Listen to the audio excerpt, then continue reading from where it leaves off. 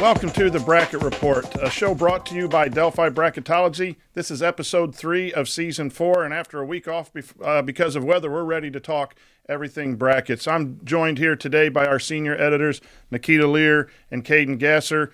And as always, please check our work at delphibracketology.com and interact with us on Twitter at Delphi Brackets. So we're going to start off this week talking a little bit about bracketing versus seeding. You hear us talk a lot about 1 seeds and 2 seeds and the bubble, and we'll get to that real soon. But one of the things of interest, especially for Purdue Boilermaker fans close to us, is where are the teams going to play?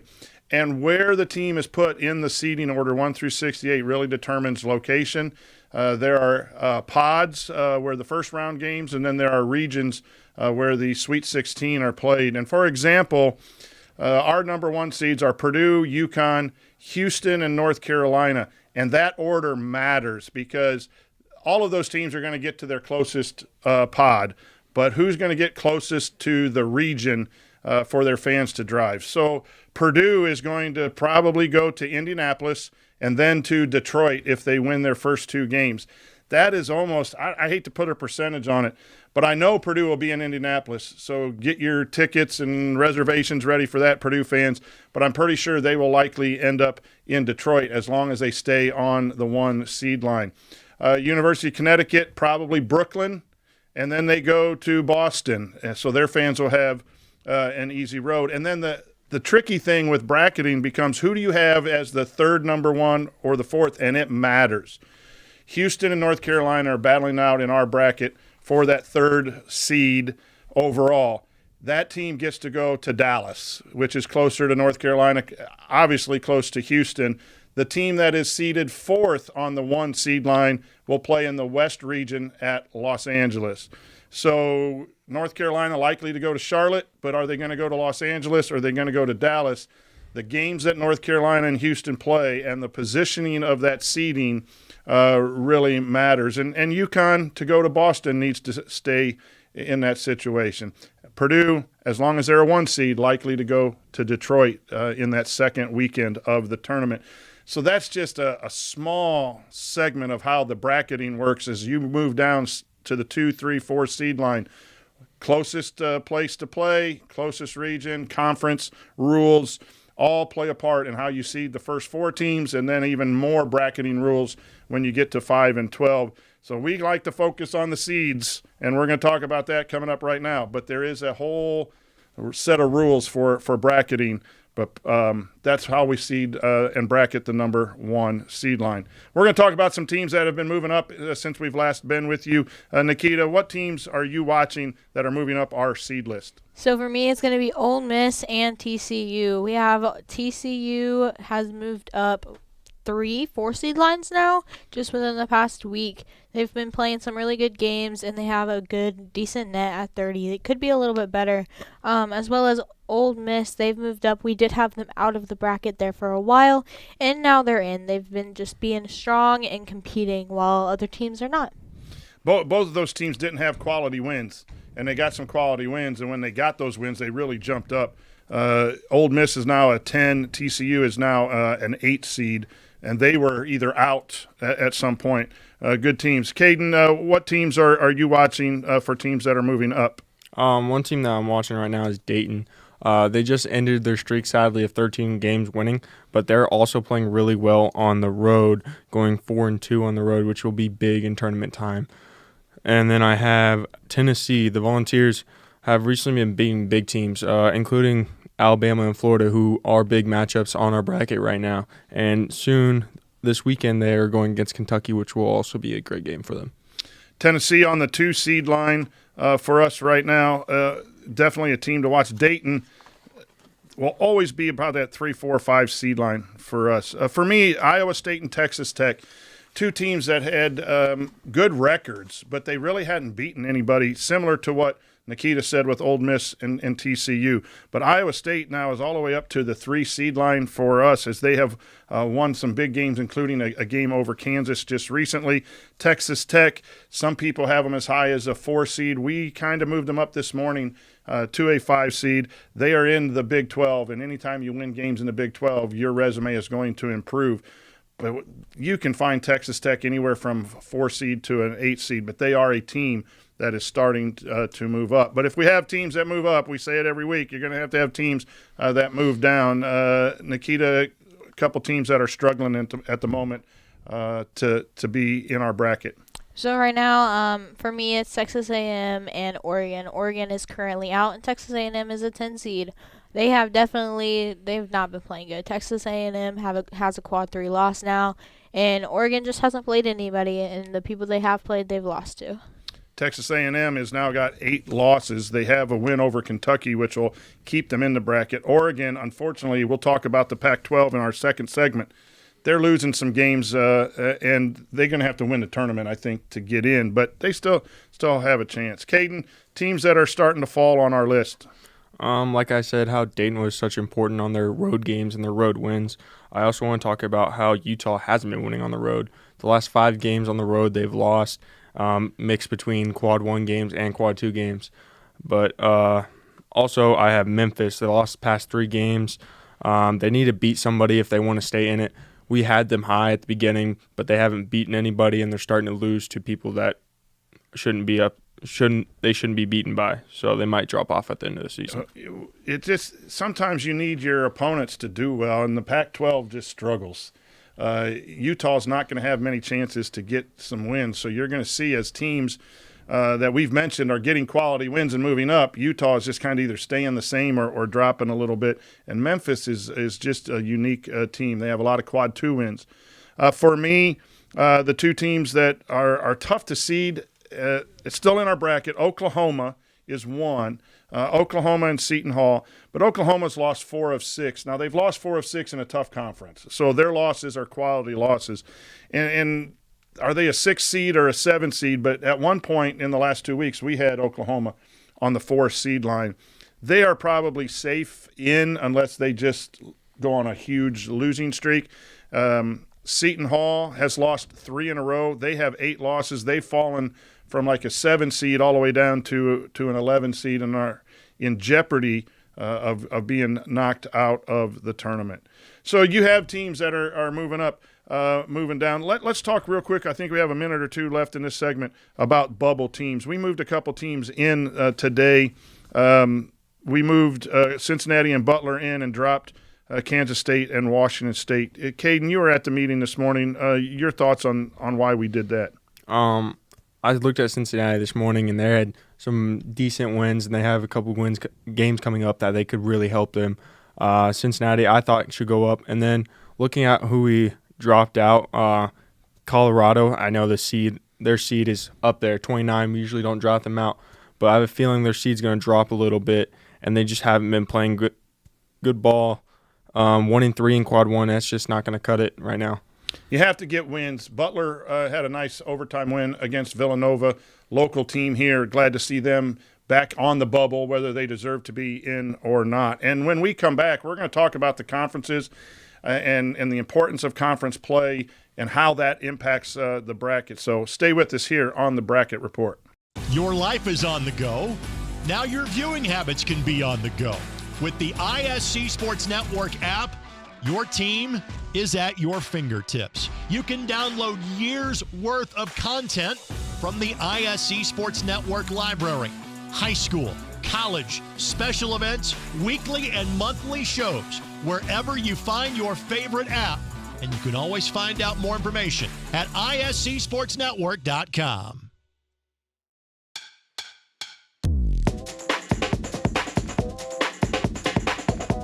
Welcome back to the Bracket Report. I'm Brian Thompsoni here with Nikita Lear and Caden Gasser, and we're going to take a look at conferences and how many bids are likely to come from a conference.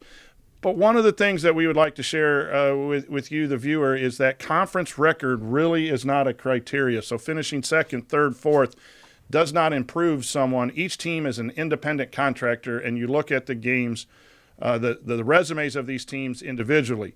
But where it does matter is if you have a conference who did really well in the non-conference and their net rating is high, every time you play a team in conference like the Big 12, you are going to get a chance to have a quad 1 or quad 2.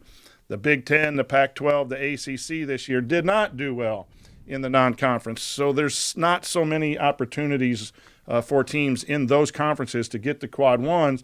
And when you compare teams from different conferences, obviously quad one, quad two win opportunities matter. So let's take a look at the best conference right now is Big 12. We're predicting that the Big 12 will have somewhere around 9 to 10 bids. Right now, teams that are pretty safely in are Houston, Kansas, and Baylor. Teams that should be in and are in our bracket, Oklahoma, Iowa State, Texas Tech, and BYU. And then you can't count out too many teams. We have TCU, Kansas State, Texas, Cincinnati, UCF. Some of those teams are in our bracket. Some of those teams are not. And then West Virginia, Oklahoma State, very much long shots in the Big 12. Nikita, what would you like to discuss here with the best conference in college basketball? So with it being the best conference, that Tonzoni said, it's the best quality wins.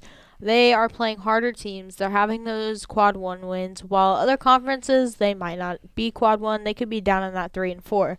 For me, the biggest thing is seeing how many of these teams truly show up and show out. The TCU, West Virginia, Texas, Cincinnati, all those teams, they're so close to being in, so close to being out. But it just depends. They got to really buckle down and show us what they got this next month. And it's about opportunities. Texas had an opportunity last night playing at home against Houston, lost in overtime. And we don't like to move a team down. So we had them in the 9 seed range, and despite the loss, we did not move them this morning down because that is the number one team in the net coming into your building and then losing in overtime. We don't think that's going to drop. So that's something to watch. Caden, a team or something you're interested in here with the Big 12? The Big 12 has been actually doing great this year. They added 2 teams that are being competitive in their conference right now, Cincinnati and Houston. Houston, number 1 net, like we just said. Cincinnati just broke into our bracket recently today, and I feel like they're adding teams to their conference, which are making them better and better. BYU as well, and they added UCF, who's not probably in our bracket, but BYU is 5th in the is 6th in the net. So anytime you play BYU, you're going to get a quality win. Look for 9 to 10 teams from the Big 12. We could always argue whether some smaller schools should get in rather than the 9th or 10th team, but this conference is quality. Second best conference in college basketball is the Big East, and we're predicting 6 or 7 seeds. Right now, the best teams are UConn, Marquette, and Creighton. I think they are relatively safe. There are no locks. You got to keep winning. But those teams are at the top of our bracket, and it would take a major issue for them to be left out. Teams that should be in, Seton Hall, St. John's, Villanova. Villanova kind of dropped out because they're 11-9, and they have too many losses. But they still could be in. We told you Butler, Providence, and Xavier are also teams. Georgetown and DePaul, long shots. Caden, the Big East, what are you thinking? I'm looking at Providence that could be in. I have a feeling they are going to punch their ticket in to get it this year. When I looked at them last, which was a while ago, they're looking very good, but I feel like they're going to punch one in. Here's the interesting thing about Providence is they had a really good resume, deserved to be in. Then they lost their second best scorer, Bryce Hopkins, to an injury. They are 3-4, I believe, since then, but the 2 wins are against the bottom feeders, Georgetown and DePaul. I think Providence is a deserving team. They are in our bracket right now, but we really must watch to see how they play without this Hopkins. If they continue to have a losing record, that could be a tiebreaker with some of the teams we have out on the bubble. Nikita, when you look at the Big East, what are you seeing? I agree with Kaden. I'm really just watching Providence right now. I definitely agree that they can be in. That's about it. Villanova will be the team for me at 11-9 with good resume wins, beat North Carolina, but they just have too many losses. Can they turn it around? They have a big game tonight hosting Marquette. That win could go a long way. If they win that game, they are probably back in. We have a rule right now at the midpoint. You got to have over 3 positive wins over losses above 500 to get in. SEC is next. We predict 7 to 8 bids. We have Tennessee, Kentucky, Auburn, and Alabama as teams that are really solidly in our bracket. You have Texas A&M, Mississippi State, teams that should be in. We did mention that Texas A&M is falling, and then teams that need to keep winning. A couple of these teams are on the rise, as we've mentioned. Ole Miss is going up, South Carolina is going up, and then on the outside looking in, you have Florida, LSU, Georgia, Arkansas, with Missouri and Vanderbilt, teams that are long shot. Caden, coming back to you on the SEC, is there a team that you're watching here? Yeah, I talked about Tennessee earlier. They're playing great. They're beating big-name teams, and they're sticking it to them. They're already in for us right now. They're positively in. But if they can keep doing it, they can move up to what we have them at second right now. They could possibly kick out Marquette or who's our bottom? It would be they're right at the 2 seed line. North Carolina. So they're a possible 1 seed. I would say between North Carolina and Tennessee right now, ahead of everyone else on that 2 seed line. Nikita, what do you see when you look at the SEC? So for me, it's going to be Ole Miss and Texas A&M. I think that Ole Miss could overdo Texas A&M. Like we've said earlier, Texas A&M is just falling while Ole Miss is rising. 2 teams for me is one on outside. Florida is getting a lot of publicity right now. They have a weird resume. They don't have really bad losses, but they're outside our bracket. They're starting to sneak into some bracketologists in the 11 seed line, 12 seed line. So watch Florida. And then Kentucky is tough to seed. We've had them at the 3, the 4. They go on the road and they lose, and then they win a nice game. But Kentucky has the athletes that I think are really going to be tough to handle. If they're a 4 seed, they can knock off a 1 seed. For you Purdue fans, I don't think you want to see Kentucky in your bracket from the SEC. 7 or 8 bids for the SEC. Now to our favorite here locally, the Big Ten. It's somewhat of a down year for the Big Ten as far as number of bids. We're predicting only 5 or 6 bids for the Big Ten at the moment. Always a chance for that 7th to sneak in there, but we're normally talking 8, 9, possibly 10 in most years from the Big Ten. Nikita, your thoughts on a team or 2 in the Big Ten? So right now I'm watching Northwestern. Northwestern plays at Purdue again tomorrow night. They've already beat them once. If they can beat them again, that's definitely going to show that they can play ball. So that'll be an interesting game to watch. That's a seed win. They already have 1 win against Purdue. Yeah. They win another one. Right now we have them on the 8-9 line because they have a very high net at 59. But they're 15-5. They're really good at home. They got to prove maybe they can win a big game on the road. I think they get blown out tomorrow night, to be honest with you. But we'll see. Caden, your thoughts here on the Big Ten? I mean, if you give me a chance to talk about my Badgers, I'm going to take it. The Badgers are playing well, but if they're going to play Purdue here this Sunday, I think, and that could be a really good game. And I think it's at Mackey, we said earlier. But is that Mackey or is that Wisconsin? I think it's at Wisconsin. I think Mackey, you got the home advantage there. Yeah, so it's at Wisconsin this year. And I really think that the bids could be dropped even more. Looking at these teams are on the bubble. Some of them are. They could be dropped out just by a couple notions of losing a couple games or someone else just having a good week that time. Michigan State isn't having a typical Michigan State year. They're in our bracket, a couple losses. They could drop out. Nebraska has had some big wins over Purdue. But, yes, they can possibly drop out. I think Northwestern is relatively safe right now. You don't have a whole lot of teams on the outside looking in from the Big Ten. Maryland and Iowa probably have the best chances, and they're a ways away from our bubble. Ohio State and Indiana have been struggling. I think they have to go on a major run. Indiana and Iowa play tonight. The winner of that stays kind of relevant. The loser of that game tonight is probably in deep trouble. I, too, like Northwestern, Nikita. I'm a big Illinois fan, and their issue is with their star player, their leading scorer, Terrence Shannon, having some run-ins with the law. He was out for a while. How did they play without him? He's back. He has a hearing in February. There's some uncertainty on who the roster is going to be for Illinois. I do think that has a potential effect on the seeds. Then we go to the ACC. We are predicting only 4 or 5 bids for the ACC. Nikita, your thoughts?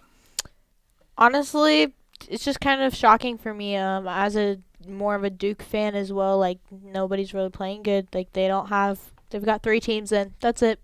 North Carolina, Duke, and Clemson. pretty much in. Clemson's starting to fail a little bit. Everyone else is on the bubble, maybe could be in. You have teams like Wake Forest, Florida State, Syracuse, Miami of Florida, Virginia Tech, all teams just hanging on that bubble that either could be in or not. So I'm seeing 3, maybe 4, maybe 5. It's going to be tough, Caden. Yeah, I'm probably going to say they're going to stick with the 3 for the most part. These teams on the bubble are not playing their best ball that they have, and they could play a lot better. If they continue to prove they can play better, then we can think about putting them in. But I think it's going to stay with North Carolina, Duke, and Clemson for right now. They're going to get some road wins. The team to watch is Miami. They had some injuries. We talked about that. Are they the team that was pre-injury? Then they lost to Louisville. I think Miami, Florida is the 4th team that sneaks in by the end of the year. And the last conference here is the Pac-12, probably the worst of the Power 6 conferences. 3, maybe 4, maybe even less than 3. Arizona and Utah look like teams that are in. Utah is on the way down. And then you have Oregon, Colorado on the bubble with Washington State also on the bubble. Arizona State, Washington, Stanford possibly making a run. And sadly, UCLA, USC probably not going to make it this year, along with Oregon State and California. Both UCLA and USC are under 500 and just really are going to have to win a conference tournament to get in. Nikita, your thoughts on the Pac-12? For me, we have Arizona at what, a 3 seed? 2 seed, correct? A 2 seed, and then Utah all the way down at a 7 seed. Like, that's just such a big difference. I definitely think it's going to stick to those 2 being in, and the other teams are just going to have to fight. The last year of the Pac-12, and they're not looking good, Caden. No. Utah's scaring me to death now. You see that they're one of the last 2 teams of the Pac-12 that are in the bracket right now, and yeah, 14-7, 14-7, and 3-5 in Quad 1. That they and the road. Yeah, they can't fall too much. For me, I'm going to look at Arizona. Can they get back in the number 1 seed? And then the bubble, Washington State, Colorado. So those are your Power 6 conferences. They get the most bids. Those are teams that generally get TV ratings. We like the mid-majors. We're going to talk a little bit after the break about a smaller conference that's really doing well and some games to watch. So stick with us here on the Bracket Report. The ISC Sports Network is your home for sports content across the Hoosier State. Find us live on TV and streaming or archived on our website and our app. The ISC is your one-stop shop for the content you want to see, including high school sports, college sports, and other great events throughout the year. Subscribe to our streaming service and get access to it all. ISC, local lives here. Throw it up for Tillman. Whoa, my goodness. 122.60 for Penn. What a swim. 6 of them. Welcome back to the Bracket Report. I'm Brian Tonsoni, along with Caden Gasser and Nikita Lear, and we're talking brackets. We just talked about some Power 6 conferences, but there's a conference out there that is doing extremely well. It is the Mountain West Conference. They usually get 2 or 3 bids. I think they could get at least 5 bids. And you're talking Colorado State, San Diego State, Utah State, New Mexico, Boise State, and Nevada. Right now we have 5 in our bracket. Boise State is the one that probably needs to keep winning. The other 4 are likely to be in. You have Utah State at 16-2, San Diego State at 14-4, New Mexico at 16-3. Those are just outstanding records from that conference that sometimes we don't see because the games start late at 9 or 10, and you guys got to get in bed for school and all that good stuff, right? But boy, if you're a basketball fan, tune in to the Mountain West. It's good basketball, and I would not be surprised to see 5 of these teams on the list come Selection Sunday. Any thoughts, guys, about the Mountain West? Me looking at the Mountain West, I just think I covered them when I was younger in this group. I just think they're playing hard, and they're getting a lot of teams in there because of how well they're playing against in their non-conference games. They played great in their non-conference, so now that their games in their conference are more valuable. If you can't play in your non-conference, your conference games aren't going to be valuable as much. Absolutely. San Diego State, 15th strongest non-conference schedule. And so when you play San Diego State, it really matters. Big game in the Mountain West. Utah State and San Diego State, the top two teams in that conference, play on Saturday. And Saturday's slate is humongous. If you have any plans for Saturday, get them done before noon and then sit down with some wings and pizza and diet sodas or iced tea or whatever and watch basketball all day Saturday. There are some outstanding games on Saturday. Nikita, share with us a couple of those games. So for me, I'm going to definitely be tuning in to number 4 Houston versus number 7 Kansas Saturday at 4 p.m. They're both really close in seed lines. Definitely they both could use wins on that one. And then we have number 5 Tennessee versus number 6 Kentucky at 8:30 p.m. That's definitely one seed line away from each other. Like, they both got to fight. Definitely going to make a difference in their resume. So Nikita's the overachiever of the group. Not only did she pick the top games of the rankings, the top 2 games with the top 10, she also told you what time. Now, if she really overachieves, we'll get her to tell you what network they're on, and you guys will all be set tuning in. But great games with great seed line importance that Nikita picked out. Kansas has struggled and dropped from a 1 seed to a 2 seed. If they want to get back in the conversation for a 1 seed, a win against Houston, who's above them, is very important. Tennessee, we mentioned already, is fighting for a 1 seed. Beating Kentucky is a step forward in that. And then Kentucky, at that 4 or 3 seed line, doesn't have a whole lot of quality wins. They start getting a huge one by beating Tennessee. Awesome games. Caden, your games to watch. Yeah, I got North Carolina versus Duke, which is always a great game to watch, a rivalry game. Even though I'm not a Duke fan, North Carolina fan, I always find a time to watch that game. It's always a good one to watch. And then I got UConn versus St. John's. That's number 1 UConn versus number 8 St. John's. This is going to be a good game. It's going to be battle, and hopefully it's a close one to watch and fun to watch. Rivalry games are awesome, unless you're me right now on the back end of the rivalry here in Indiana. North Carolina, Duke, and it's so important for Duke. Duke has 5 quad 1 wins, but they have a lot of quad 2 losses, which keeps them in discussion for 4 or 5. Duke wins that, they move up. North Carolina, I don't think they lose their 1 seed if they lose to Duke, but if they win, they solidify their spot on that 1 seed line and keep teams like Tennessee and Arizona at bay for that number 1 seed line. For me, I'm going to go small. The Missouri Valley, I said it in earlier episodes, and Indiana State, biased for my son being a manager there. What a huge game in Terre Haute. Drake and Indiana State, the 2 top teams in the Missouri Valley. Drake beat Indiana State at Drake earlier. Indiana State looks for revenge, and Indiana State is in discussion for an at-large bid, which means they don't have to win. If they are selected, they don't have to win that conference tournament. And so this is a huge win, that revenge win, to keep Indiana State moving up. They have an excellent net. I think it's 24 or 25. They play a great brand of basketball. So fun to watch. If you have time, I think it's 6 o'clock, if I can be like Nikita. I think it's 6 o'clock on Saturday. Don't count on me. I didn't do the work like Nikita did. But tune in. I think it's on ESPN2.